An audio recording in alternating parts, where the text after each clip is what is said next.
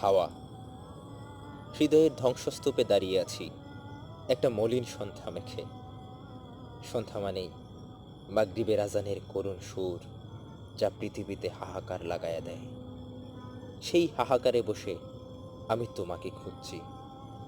সারা দিন বৃষ্টি, কিন্তু কিন্তু কোথাও তুমি নাই। তুমি নাই।